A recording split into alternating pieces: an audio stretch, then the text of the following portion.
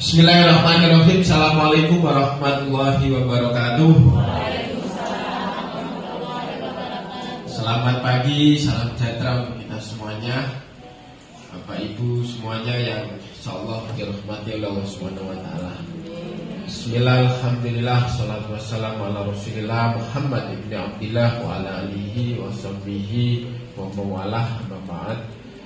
Yang kami hormati segenap pengurus Yayasan Miftahul Ulum, Miftahul Umam, yang kami hormati saudara saya, abang saya.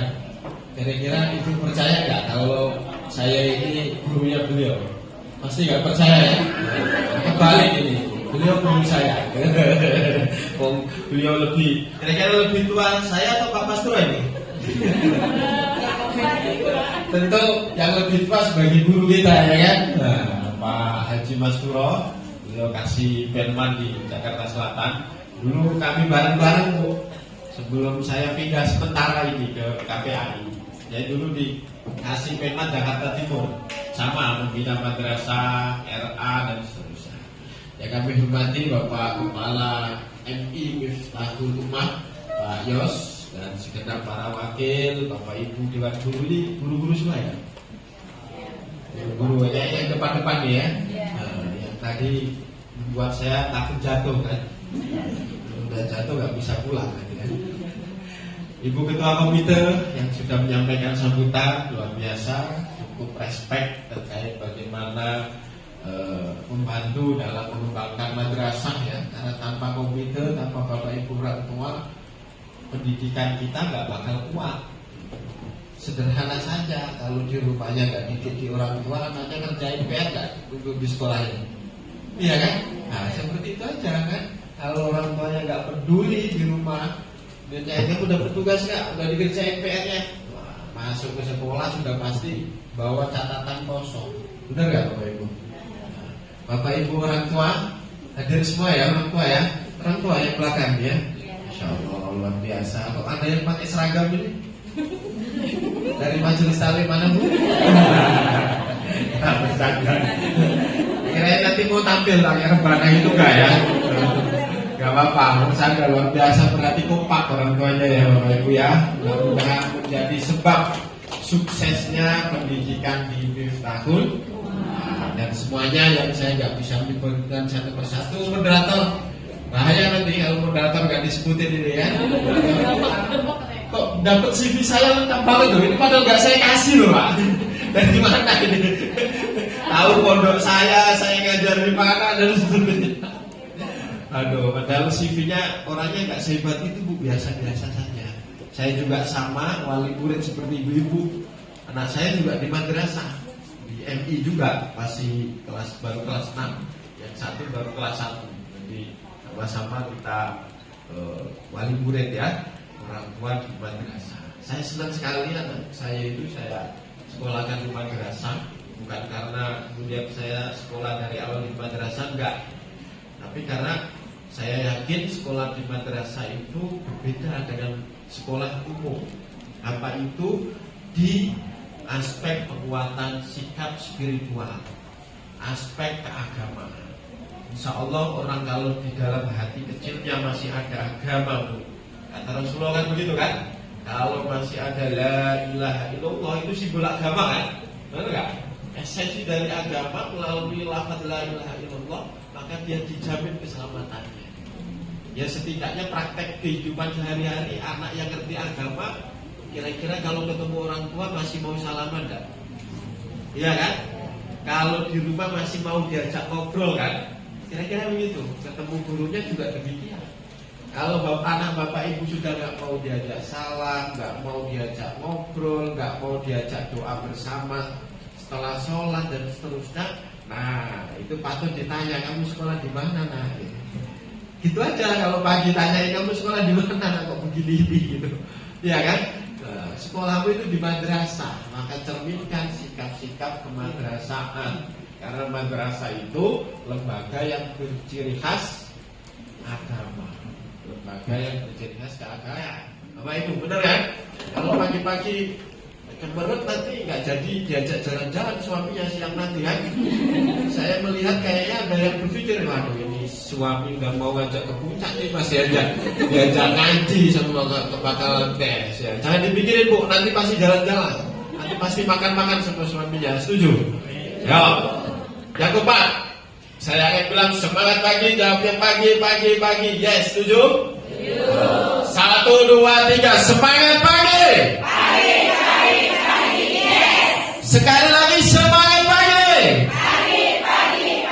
Yes. Wah, beneran ini ya kan. Mudah-mudahan nanti langsung dijemput suaminya diajak jalan-jalan. Bapak Ibu sekalian, kami di KPAI, dilanjut Bu. Kami di KPAI, Komisi Perlindungan Anak Indonesia, salah satu lembaga negara yang punya mandat untuk melindungi anak-anak Indonesia. Kenapa anak-anak Indonesia ini harus dilindungi? Bapak Ibu harus tahu, 1/3 penduduk Indonesia hari ini usianya anak, kurang lebih 84,6 juta. Kalau penduduk Indonesia ini jumlahnya berapa? Menurut Rhoma Irama? Ada lagunya kan itu ya? 200 berapa? 270 jutaan atau 240 jutaan dan seterusnya. Ya, maka 1/3-nya adalah anak-anak. Anak-anak itu usianya berapa Bu maksimalnya?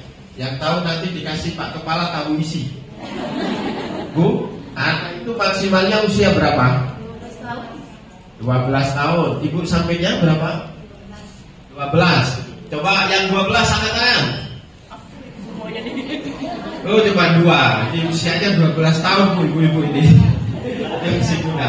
Hah? Ayo. 17. Berapa lagi? Ayo.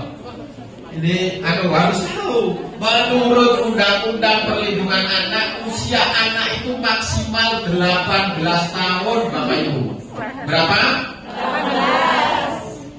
Artinya apa? Kalau ada anak usia 18 kurang 1 detik saja, itu masih dalam perlindungan KPAI.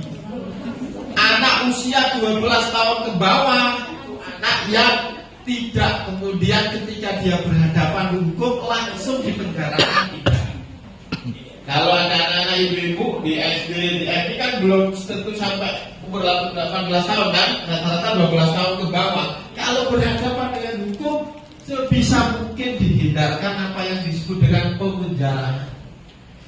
Bagaimana cara perlakuan anak di 12 tahun menurut hukum? Disadarkan, didampingi. Karena anak kecil itu berperilaku bukan keputusan dia sendiri, benar nggak? Hampir tidak ada. Penelitian kami di KPI, dia berperilaku negatif, berperilaku menyimpang karena pengaruh lingkungan, pengaruh orang dewasa, pengaruh media sosial. Maka bagaimana kita menjaga lingkungan itu, media sosial itu agar ramah terhadap anak. Termasuk tadi anjuran dari Pak Kasih tadi, sekolah juga punya tanggung jawab bagaimana mewujudkan madrasah ramah anak, sekolah ramah. Clear ya? Kita mulai dari definisi yang sama. Anak itu umurnya 18 tahun ke bawah itu dilindungi oleh kita semuanya, terutama oleh negara.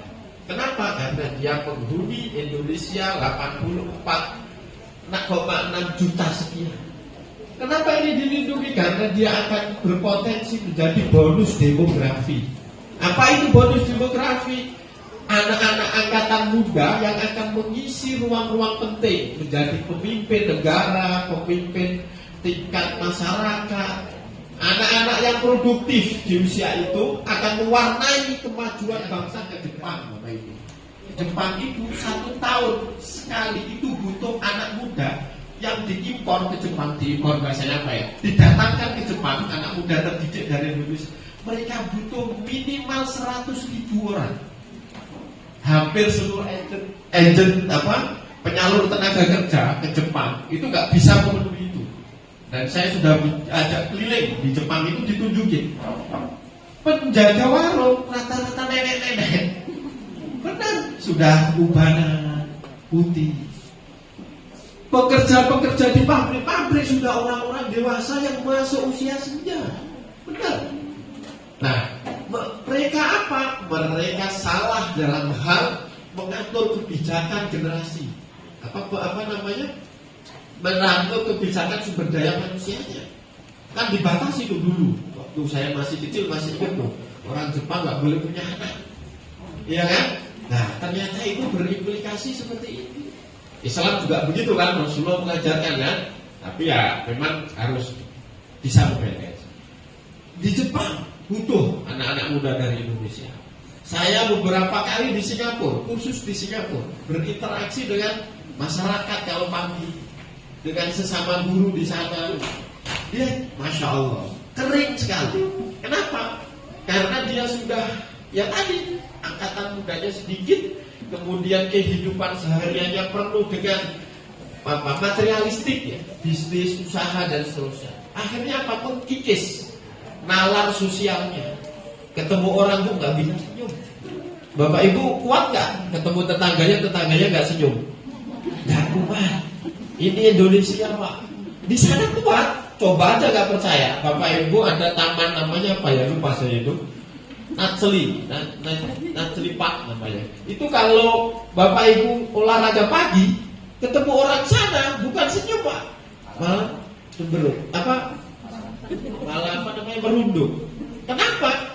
Ya mereka sudah selain kesibukan dari awal tumbuh kembangnya tidak kuat nalar sikap sosialnya, sikap spiritualnya.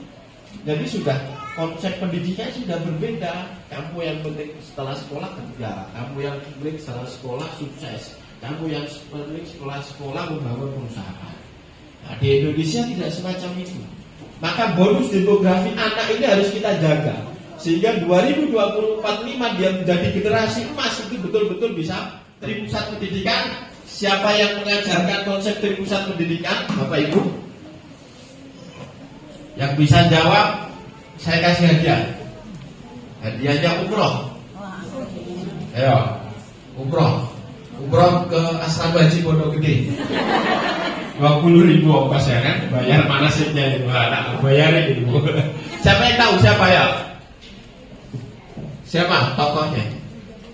Wah betul Bu Guru, dapat hadiah umroh Pak. Tolong ke Asrama Haji diantar Pak. Ya, diajar Dewata, Tripusat Pendidikan harus kita hargai. Tripusat Pendidikan yang pertama siapa? Orang tua Bapak Ibu. Dapat juga ini ke asrama ini. Apa namanya orang tua Pak? Di dalam hukum perlindungan anak, ya kan? Ada kewajiban dan tanggung jawab. Kewajiban itu ada di negara. Negara itu wajib menjamin melindungi anak Indonesia. Tapi ada tanggung jawab. Tanggung jawab itu siapa? Yang pertama orang tua melindungi anak itu. Apa bedanya tanggung jawab dan kewajiban? Tanggung jawab mutlak diberikan. Kalau nggak diberikan dosa. Salah satunya tanggung jawab pendidikan dasar dan menengah untuk anak-anak Indonesia. Pemerintah wajib hadir. Maka di DKI ada BOP, ada BOS, ada KJP ya. Swasta belum dapat BOP ya. Perjuangkan Mas Turo, saya dukung. Swasta dapat BOP, KPI dukung. Harus, karena semuanya dapat. Ya anak swasta juga harus dapat Pak. BOS, BOP, ada KJP. Kalau swasta dapat KJP ya. Usulin, kalau ada yang belum dapat tapi dia layak dapat, bantu komitenya, bantu tenaganya, masukin ke DTKS kelurahan, ya kan? Yang usulin KJP gak kayak dulu dari sekolah kan? Sekarang dari DTKS kelurahan. Ini layak loh, bener kasih kekuatan. Gitu. Kalau tanggung jawab setengah wajib. Artinya gini, Bapak Ibu tanggung jawab itu begini. Gak boleh membiarkan begitu saja. Wah anak gua yang penting udah gua jadi ketahui kan. Aduh, anak saya kalau sudah saya daftarkan di Miftahul Ulum sudah itu urusan guru dan kepala sekolahnya tidak Pak. Itu berarti melepas apa? Tanggung jawab. Yang benar adalah saya akan terus mengawal dan mendampingi bersama dengan sekolah yang juga punya peran tanggung jawab. nggak punya seragam, kalau ibu punya kemampuan dibelikan, contohnya begitu. Tapi kalau nggak mampu bener, lapor ke sekolah, sekolah lapor ke Basnas, lapor ke dinas sosial. Hadir negara begitu. Tapi jangan kemudian langsung awal-awal sudah merasa tidak mampu dan itu menjadi masalah, tanggung jawabnya hilang. Di pusat pendidikan pertama keluarga, penting pendidikan keluarga. Di pusat pendidikan yang kedua sekolah. Di pusat pendidikan yang ketiga adalah masyarakat secara umum. Orang tua wajib memberikan pengasuhan yang baik, yang sempurna. Pengabaian terhadap orang pengasuhan itu melanggar hukum, Bapak Ibu. Ya, anak dibiarin, nggak pernah ditanya. Bu, berapa kali ditanya orang anaknya kalau pulang ke rumah? Sering, Pak. Seringnya berapa kali? Ya. 2-3 kali. Apa yang ibu tanya kepada anaknya setiap hari? Belajar apa di sekolah? Wah, tepuk tangan bagus sekali, ya. Oke, yang kedua apa? Ada PR. Ada PR, ya kan? Oke, bagus. Apa lagi? Lagi, Pak. Paling anak yang balik cerita ke mamanya. Berarti cuma 2 jenis pertanyaan, ya. Belajar apa, PR-nya apa? Ada nggak Bapak yang pertanyaannya lain sehari-harinya kepada anaknya? Apa? Seneng nggak sekolahnya gitu? Hari ini gimana sekolahnya? Oke, apa lagi? Ada cerita apa di sekolah? Ada kejadian apa di sekolah? Ada cerita apa, kejadian apa di sekolah? Oke, apa lagi? Coba pertanyaan yang di luar sekolah yang pernah atau sehari-hari Bapak Ibu tanyakan ke orang tua, ke anaknya. Jajan apa? Jajan itu yang masih sekitar sekolah kan Ibu. Di kantin masih jajan ya. Ayo, apalagi yang belakang, Bu, Ibu, yang belakang. Yang pernah ditanyakan kepada anaknya selain yang di sekolah, seperti yang disebutkan oleh Bapak Ibunya tadi. Ayo, masa mendefinisikan pertanyaan kepada anaknya di luar pertanyaan yang menyangkut sekolah nggak bisa ya Pak? Ini berarti nggak perhatian di anaknya nih. Ayo coba, ayo Bu, ayo. Hah? Oh, udah sholat. Oke, sholat. Apa lagi? Menjadi seorang mama. Oke, ditanya bagaimana sih perasaannya menjadi anaknya mama ya, anaknya terus. Oke, maunya mama gimana gitu kan, sikap mama kepadaku gimana dan seterusnya. Oke, bagus sekali, tepuk tangan Ibu. Kritis gitu. Kenapa? Karena dia sudah tumbuh di luar perkiraan kita loh Bu. Iya kan? Itu. Oke, tepuk tangan untuk ibu-ibu, luar biasa. Bapak Ibu, kenapa itu yang saya tanya pertama? Karena dari rumah itulah anak dibentuk sesungguhnya. Teladan dari orang tuanya, teladan perhatian dari orang tuanya dan seterusnya. Pondasi utama dia membentuk karakter. Percaya nggak? Kenapa hari ini perlu dikuatkan kembali seperti yang Ibu tadi ungkapkan? Kamu kira-kira apa sih harapannya dari mamamu, dari bapakmu, dari kakakmu? Sekali-kali tanya begitu Bu, biar kita tahu sejauh mana kemudian mereka itu respect kepada kita, percaya kepada kita. Banyak hari ini anak-anak itu nggak percaya dengan orang tuanya, percaya nggak? Nggak percaya dengan keluarganya, nggak percaya sampai. Ayo coba buktinya apa? Mereka sering menulis status perasaan hatinya di dalam Facebook, di dalam Instagram, status WA-nya. Bener gak? Ayo Bu, cermati Instagramnya, cermati FB-nya, cermati macam-macamnya. Saya nggak terlalu teoritis, tapi realitanya itu. Saya sudah berdialog dengan ratusan anak, ribuan anak di sekolah. Saya tanya, apa masalahmu? Begini, saya jarang ketemu orang tua. Saya jarang berkomunikasi dengan orang tua. Saya jarang ditanya oleh orang tua. Terus bagaimana kamu kemudian menyampaikan masalahmu? Bagaimana kamu menyampaikan masalahmu, masalah hatimu? Masalah dengan temannya kan anak muda tersinggung tuh Bu. Baper ya. Masalah baper, ya kan?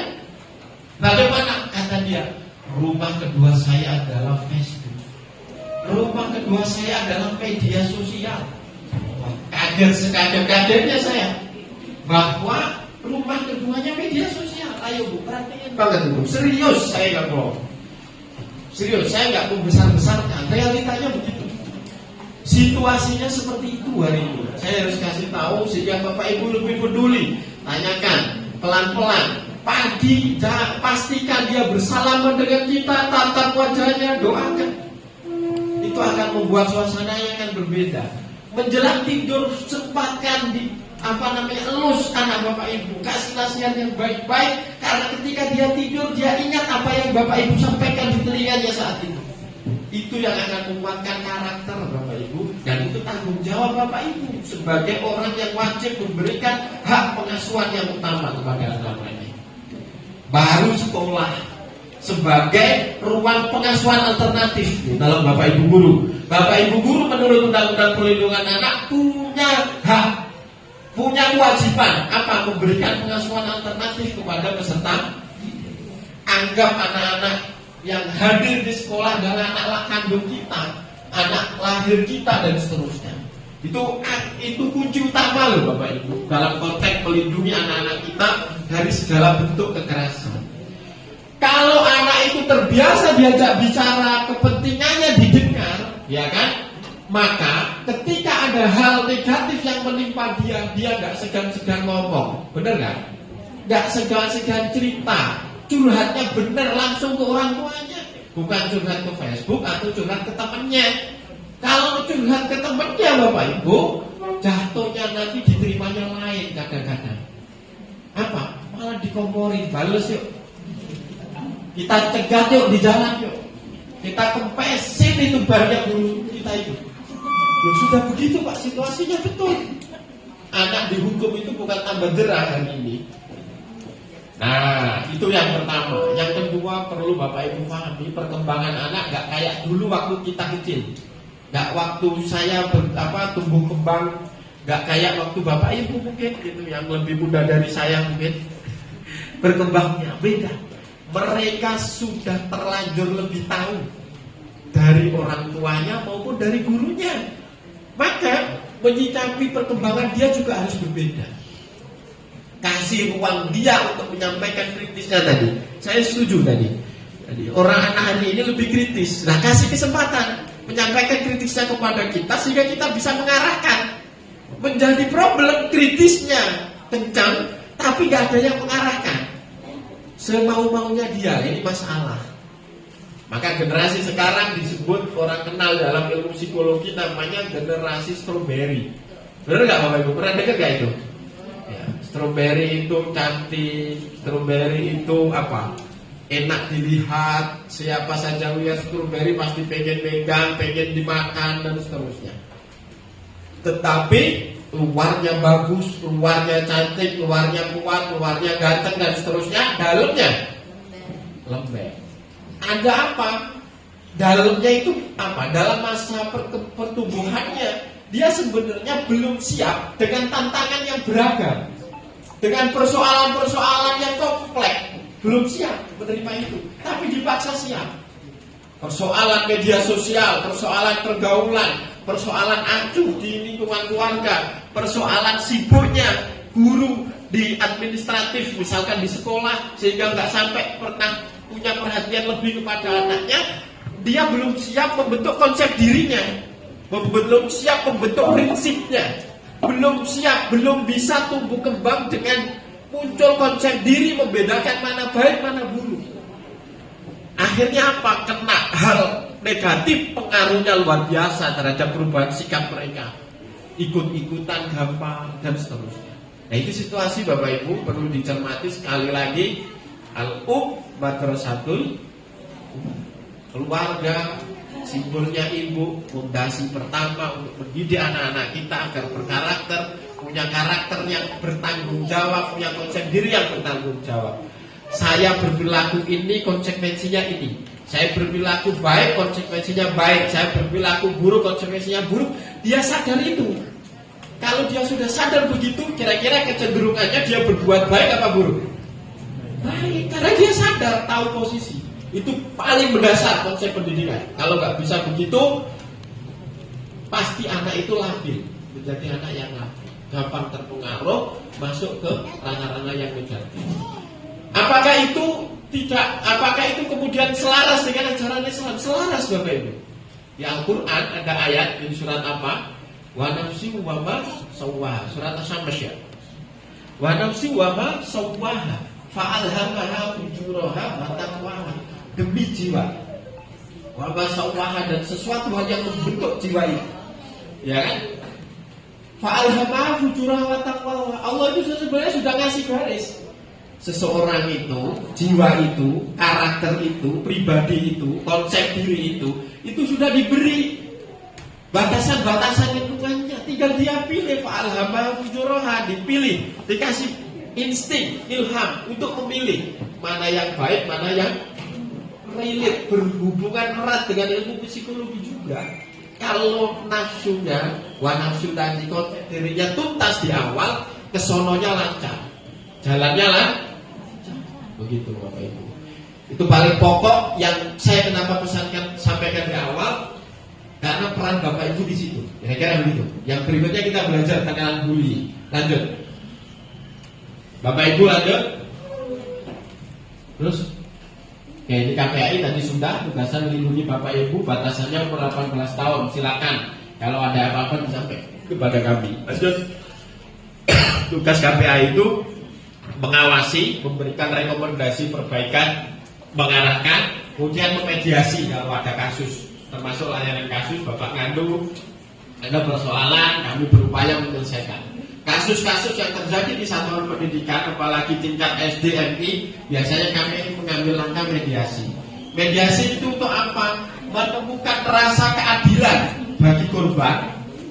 Ya kan? Dia kan korban, mendapatkan perlakuan kurang tepat, perlakuan salah, maka dia harus diberikan keadilannya. Kemudian menumbuhkan rasa jerah kepada pelakunya. Artinya apa? KPAI juga hadir untuk pelaku, KPAI juga hadir untuk terutama korban. Kenapa? Karena masih anak-anak. Anak-anak ini biar perilakunya itu terkontrol, harus didampingi oleh orang dewasa, disadarkan. Lanjut. Kasusnya banyak sekali Bapak Ibu. 2022 ini data lama, hampir 4.600 kasus yang ngadu ke KPAI. Di 2023 ini agak menurun, 3.800-an. Bapak Ibu, ini situasi dunia pendidikan kita cukup mengerikan. Perundungan di sekolah ada yang sampai dibakar. Saya menangani kasusnya di daerah Pasuruan. Kemudian apa? Kekerasan seksual cukup tinggi di satuan pendidikan kita. Dan seterusnya. Hasilnya ini. Bagaimana kondisi lingkungan belajar kita? 1 dari 3 anak berpotensi mengalami kekerasan seksual. Kekerasan seksual itu jangan dibayangkan yang paling yang ujung itu, yang pokok. Berupa apa? Misalkan kayak hubungan suami istri, enggak juga. Di Islam juga sudah mengajarkan, termasuk la taqrabu zina itu dalam konsep ini yang mendekati orang melakukan kekerasan seksual lebih dalam, lebih jauh juga bagian yang dilarang. Nanti saya tunjukkan apa saja. Bu Guru, gimana kalau anaknya enggak mengerjakan PR apa? Tindakannya apa? Enggak suruh hormat bendera enggak? Dulu waktu sekolah disuruh hormat bendera? Loh, kerjain di lapangan dulu waktu sekolah ya. Sekarang beliau jadi guru tidak begitu ya? Bener nih. Kayaknya yang ini ya ini, yang ini. Suruh murojaah. PR-nya kalau disuruh murojaah selesai nggak? Loh, sama nggak selesai kan? Nah, ayo kira-kira lilit nggak? Punya relasi nggak? Pak Guru juga? Oh, Pak Ketua Yayasan? Jawab Bu. Waktu anaknya nggak kerjain PR, dihukumnya apa? Suruh lari lapangan. Sekarang sudah enggak ya? Dulu ibu begitu kan? Waktu saya iya katanya. Sekarang nggak mau balas dendam kan ya? Nah, ayo tobat bareng-bareng ya Bapak Ibu Guru. Ternyata menghukum fisik anak itu tidak berefek jerah. Yang ada dia sakit hati dipendem, ada kesempatan balas, nggak bisa balas ke gurunya, nyakiti temennya. Itu fakta, itu real. Itulah penyebab utama perundungan di sekolah. Salah satunya itu, selain yang keluarga tadi ya, faktor lemahnya keluarga mendampingi anaknya. Salah perlakuan terhadap anak hari ini implikasinya luar biasa. Memperhatikan. Tepuk tangan guru MK Miftahul Ulum, sampai Miftahul Umar. Sudah agak menghukum fisik. Saya anjurkan tidak menghukum fisik, tapi melakukan disiplin positif. Pak, nanti anaknya nggak jerah. Loh, sampai hukum fisik aja dia nggak jerah kok. Ngapain membuang energi kita? Iya kan? Udah menghukum fisik dia nggak jerah, besoknya dipanggil oleh kepala sekolah. Kenapa kepala sekolahnya di WA oleh orang tuanya? Mana saya habis dicubit Pak oleh guru ini. Ayo, masih mau Pak begitu? Bu, Pak, ayo kita kurangi hukuman fisik, kita bikin disiplin positif yang yang membangkitkan rasa tanggung jawab anak. Saya setuju tadi, Bu Guru. Anak nggak mengerjakan PR ke sekolah ya suruh kerjain PR. Konsekuensinya apa? Dia pulangnya lebih lambat. Kenapa? Dia harus mengejar pelajaran yang tertinggal karena kepotong waktunya mengerjakan PR pulang. Pak, lah nanti kalau semua sekelas begitu, ya nggak apa-apa. Pulangnya terlambat semua. Bagian dari membangun tanggung jawab. Nah, orang tua juga harus tahu itu. Maka konsep itu disosialisasi Pak kepada orang tua. Kenapa anak saya terlambat pulang sekolah? Nggak tahu dia nggak ngerjain PR. Akhirnya besok orang tuanya bantuin di rumah ngerjain. Kenapa? Karena dia nggak pulang terlambat. Konsekuensi anak-anak pulang terlambat, Bapak Ibu nungguin nggak? Nungguin. Dan di kantinnya tambah lebih banyak lagi kan?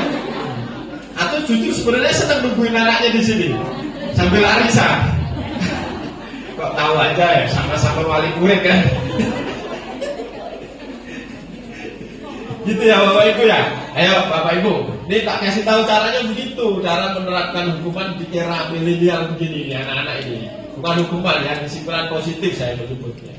Bapak Ibu orang pun juga harus tahu soal itu. Coba, itu pasti akan terjalin hubungan positif terus.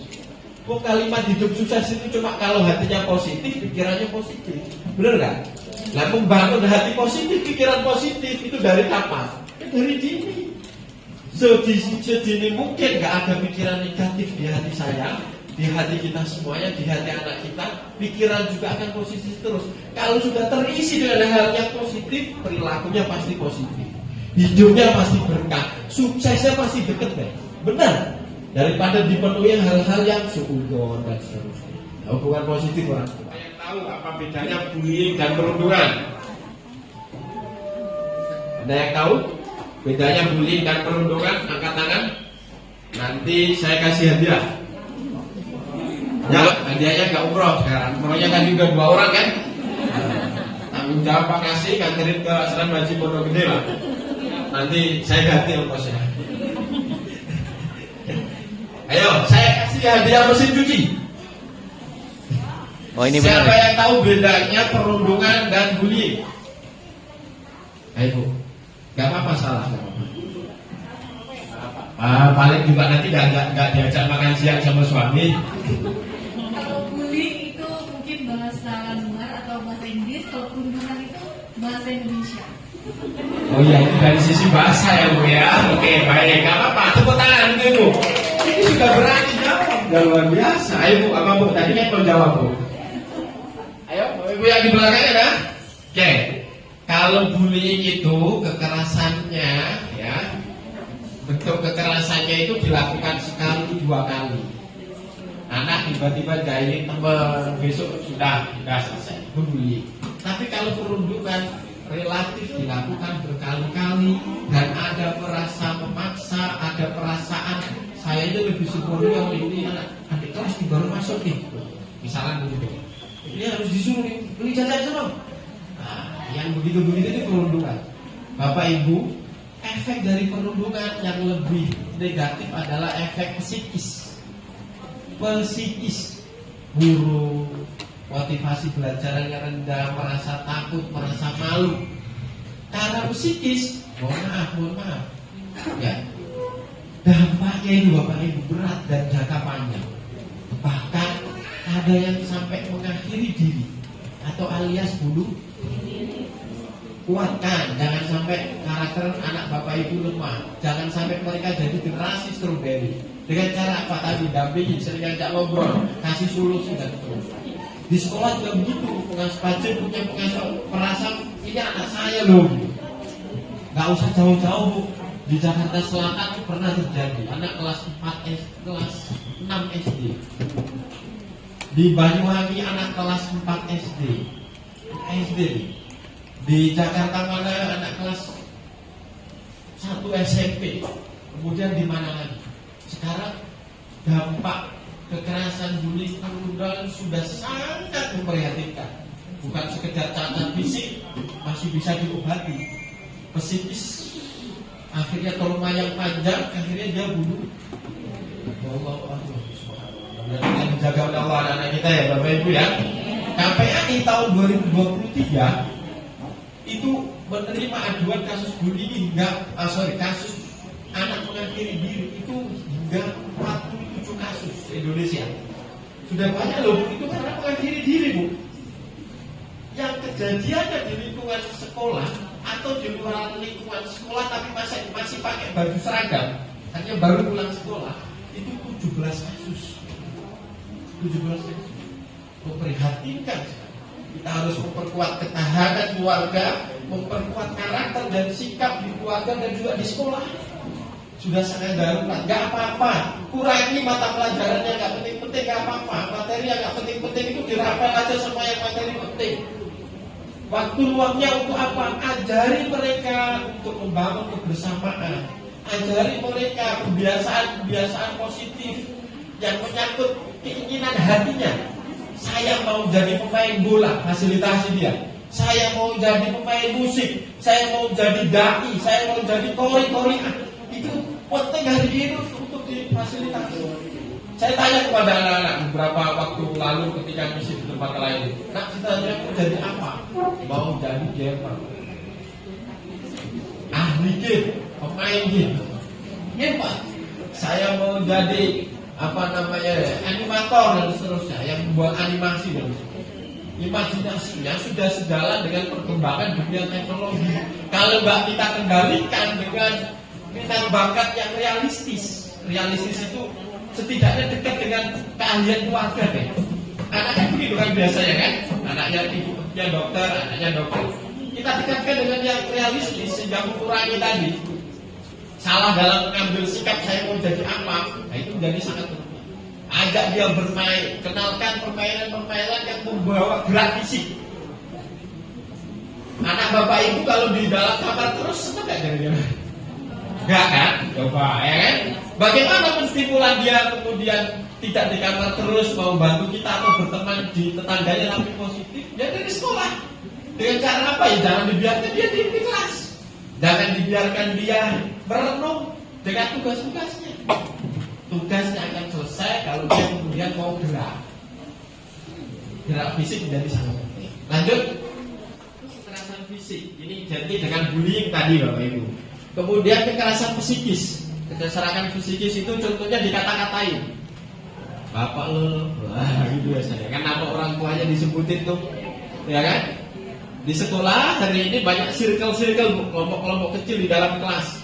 Mudah-mudahan tidak diikuti oleh ibu-ibunya di luar kelas sambil jemput. Ternyata itu ada yang berdampak negatif. Kenapa? Dari situ muncul beda-bedain. Anaknya sono itu jangan berteman sama ya, jangan anaknya jangan diajak begitu jangan. Boleh kita nggak arisan dengan anaknya itu, ya, tapi dia sekolahnya sama-sama berteman aja. Enggak, saya ngomong begini karena ya kejadiannya ada gitu maksud saya. Berawal dari orang tua kok malah gak nyuruh berteman ya, wah gitu.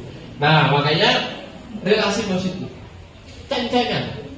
Di Islam sudah diajarkan salamatul insan fi hifzil lisan. Hal-hal kekerasan ini berawal dari hal sepele. Dari apa? Lisan. Selamatnya seseorang ketika dia mampu menjaga lisannya. Ketika anak ngecengin temennya gak terima dipukul dia. Berawal dari apa? Lisan. Rata-rata bullying, perundungan awalnya lisan. Gitu. Gebuk lo padahal urus, body shaming ya, dan lain sebagainya. kata-kata kotor ya, semua kebun binatang dikeluarin sampai kandangnya semuanya kosong. Berawal dari lisan. Nah, kata-kata lisan ini lebih bahaya karena menyerang psikis. Kata-kata yang ditulis ke Facebook di ujaran kebencian yang ditujukan kepada teman tertentu ini lebih bahaya. Kemudian perundungan, kemudian kekerasan seksual. Pengajuan KPI Bu, kasus di satuan pendidikan yang utama adalah kekerasan seksual. Miris kan? Miris. Maka harus jadi perhatian kita bersama-sama. Remaja putri kita, anak kita yang putri, dikasih edukasi dari rumah. Mana anggota tubuh yang boleh kelihatan, mana yang tidak, mana yang boleh disentuh, mana yang tidak. Benar, Islam itu nyuruh untuk aurat itu benar. Benar banget. Kenapa? Melindungi dia. Kemudian diskriminasi dan intoleransi. Banyak diskriminasi, pilih-pilih teman. Apakah ini dilakukan hanya sekedar sesama siswa? Tidak. Orang tua juga ada yang mendorong demikian karena nggak bagian dari circle-nya, nggak bagian dari kelompok arisannya, ya kan? Nggak bagian dari kelompok makan siangnya. Guru juga ada guru. Kenapa? Kadang tentengan ngambil rapotnya lebih sedikit gitu. Nggak nyindir aja, jangan perasa nggak. Kita sama guru-guru di sini kelihatan bijak-bijak semua nih ya. Nggak kelihatan. Berikutnya kebijakan yang mengandung kekerasan. Beberapa 2 hari yang lalu saya menangani kasus di Simalungun. Kebijakan yang mengandung kekerasan contohnya bagaimana? Infak. Bapak Ibu, infak itu boleh nggak? Boleh. Sedekah boleh? Tetapi caranya harus benar. Misalkan infaknya sambil di videoin, diperintah 1.000 loh, 500 loh misalkan. Itu ada tuh di baru saja viral ya. Bisa searching aja di Google. Nah, cara yang nggak benar begini, akhirnya apa? Itu termasuk kebijakan yang mengandung kekerasan. Bentuk-bentuk kekerasan bisa fisik, mukul, nyubit, verbal, kata-kata, ya, non verbal relatif dengan fisik. Kemudian melalui media online. Sekarang perundungan, bullying, kekerasan kepada anak, mereka memanfaatkan Facebooknya, memanfaatkan IG-nya dan seterusnya. Sekali lagi, anak-anak kita sudah ada yang punya anggapan media sosial adalah rumah kedua. Ayo kita waspadai, kita kontrol. Lanjut, jangan kalah sama wayang. Wayang itu dalam. Kalau capek emosi ya kan, dalam minum kopi dulu. Bapak Ibu juga itu jangan ngotot aja ngejar anak. Nanti dia tak kuat akhirnya emosi kan? Itu sesekali rehat, ajak dia es breaking tadi Bu. Moderator tuh kasih contoh ya, es breaking, ajak dia apa? Jadi kita kayak emosional gitu. Ketika emosional salah pelampiasannya. Ya, anaknya tahu-tahu ditempel ya. Tahu ditempel ya kan Bu ya. Gini. Nah, hati-hati. Ayo kendalikan emosi. Lanjut. Ini perundungan. Mana? Memukul.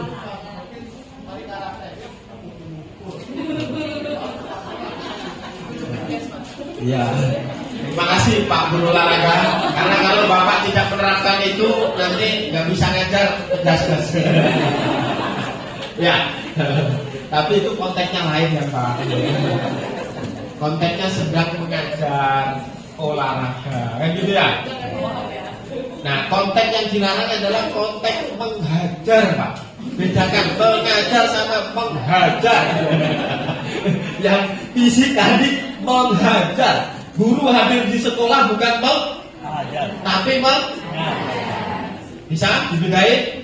Nah, jadi jawab Pak Guru PJOK. Jawabnya begitu, Pak Guru sedang mengajar bukan menghajar. Si Pak pertanyaannya luar biasa tanggapannya. Kalau ini perundungan Bapak Ibu, perundungan merupakan kekerasan fisik dan atau kekerasan psikis sebagaimana dijelaskan sebelumnya tadi, yang dilakukan secara berulang karena ketimpangan relasi. Timpangan relasi dia lebih kuat, lebih senior dan seterusnya. Bentuknya apa? Penganiayaan. Lihat video viral di Cilacap ya, itu perundungan. Pengucilan, nggak mau diterima temennya, itu banyak Pak. Ini anak ini punya kebutuhan diperhatiin, berupa nggak dapat perhatian dari guru, nggak dapat perhatian. Kebetulan dia punya circle tadi, main ke tempat circle ini jangan, main ke circle ini nggak bisa diterima, ke circle ini nggak bilang. Ini Pak perlu penanganan khusus yang kasus itu. Itu dampaknya luar biasa. Ini yang rentan bunuh diri deh. Saya sudah mengalami itu. Dia menerima pengucilan dari kelas 4, kelas 5 hingga kelas 6. Akhirnya rentan kita. Bapak Ibu kalau ketemu anak begitu segera didekati. Cara mengidentifikasi bagaimana? Salam paginya jangan bengong aja. Salam paginya yang serius. Bapak Ibu di rumah ya serius salam paginya perlu dengan kehangatan. Nah, oh berangkat, berangkat. Ya dong, coba dong. Wah, itu tanda-tanda nggak ada perhatian. Pesimisnya nggak kebangun. Kayak istri dengan kita nggak kebangun bahasanya. Konsennya nggak kebangun. Bapak Ibu guru juga kalau pagi begitu Pak. Jangan salaman pakai pegang HP. Jangan. Saya sarankan jangan. Kenapa? Waktu pagi itu waktu awal mengidentifikasi, deteksi dini. Anak ini sedang enak-enak saja nggak dari rumahnya. Habis dimarahin nggak sama ibunya itu ketahuan kalau pagi. Saya katakan demikian ya karena memang saya dulu jadi guru setiap pagi sama tanggung jawabnya sama. Berbeda betul anak yang berangkat dengan yang gembira dengan anak yang penuh dengan beban. Menghadapi gurunya, menghadapi di kelas. Awalnya dari pengucilan Pak, jadi tolong menjadi perhatian.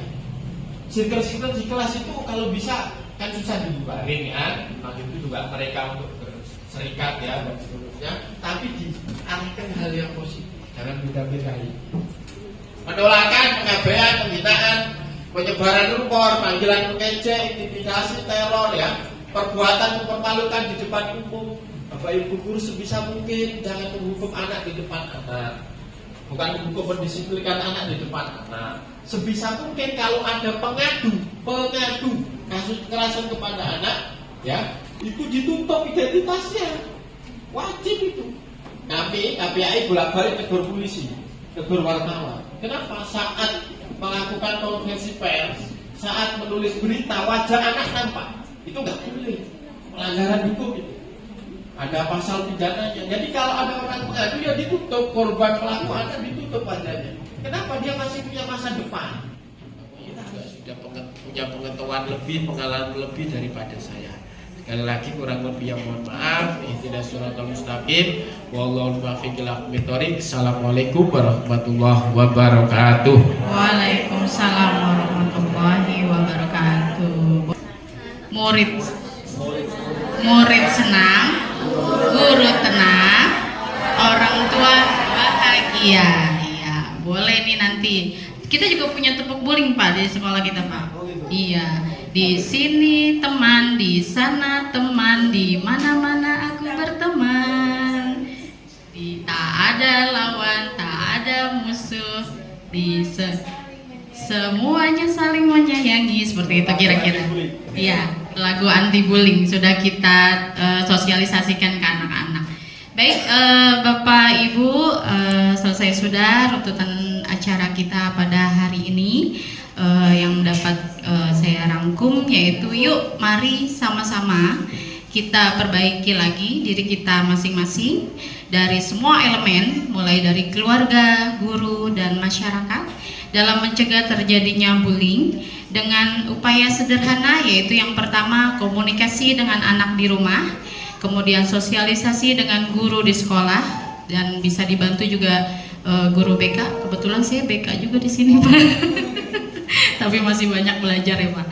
Kemudian jika sudah menjadi korban atau sudah terjadi adanya perundungan atau bullying, kita bisa mendekati dan dekati korban dengan penuh kasih sayang dan perlu bimbingan yang menyeluruh. Insya Allah semua itu bisa kita atasi bersama dengan step-step yang sudah Bapak Aris utarakan tadi. Semoga menjadi ilmu untuk kita semuanya. Semoga kita ke depannya juga menjadi stakeholder yang lebih baik lagi dari sebelumnya. Itu saja mungkin yang bisa saya rangkum. Terima kasih Bapak atas waktunya, Bapak Mas Turo, Bapak Aris, dan ibu-ibu semuanya, Bapak Ibu Dewan Guru. Saya akhiri dengan sama-sama yuk kita membaca hamdalah. Alhamdulillahirabbil alamin. Sekian dari saya, kurang lebihnya mohon maaf. Wallahu muwaffiq ila aqwamit thoriq. Wassalamualaikum warahmatullahi wabarakatuh.